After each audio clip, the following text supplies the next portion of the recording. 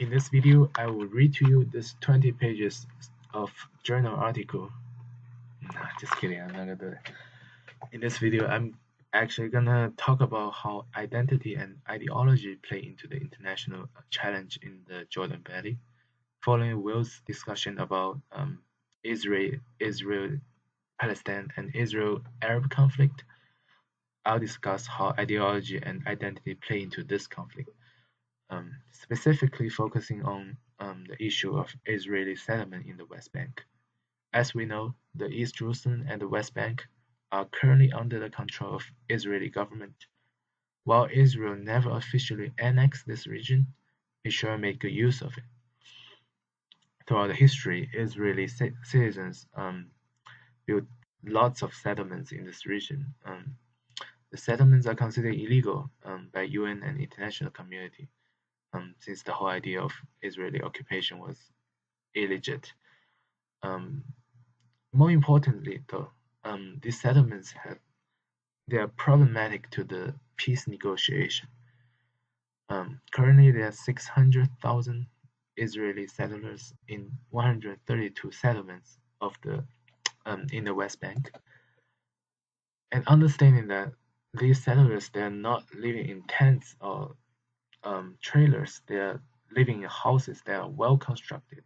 So they got shops, they have schools, they have communities there. So in a way, living in these living in these settlements, just feel like you're living in community, like Dickinson.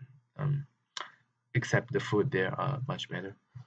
The point is that these settlements they are hard to be removed and will cause a problem for the peace negotiation.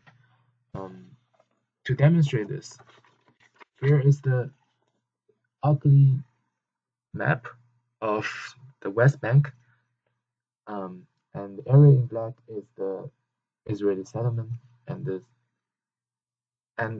so what is the problem? Why can't Israel just keep the area in black and keep the rest to Palestinians? The problem is that I lied. This is the ideal way the settlement could be. This is more realistic. So as we see, the settlements they are spread across the West Bank, and it will be practically impossible to curve a piece of land off this to with the presence of settlement.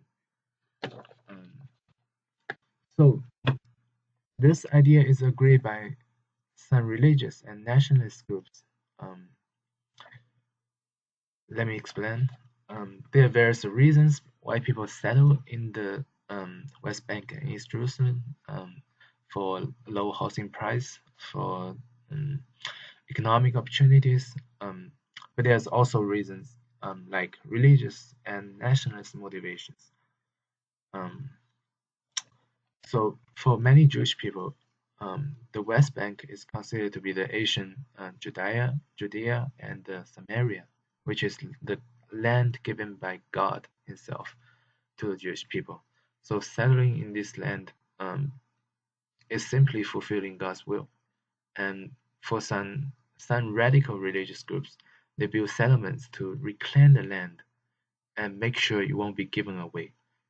Sometimes in places that are not economically useful but have a religious symbolic meaning.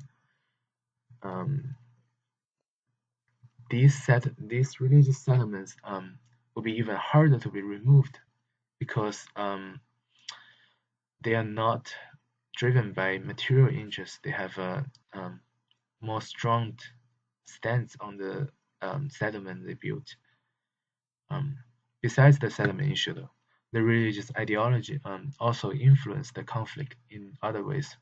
For example, former Prime Minister Rabin was assassinated by a right-wing religious extremist who thought he was giving away God's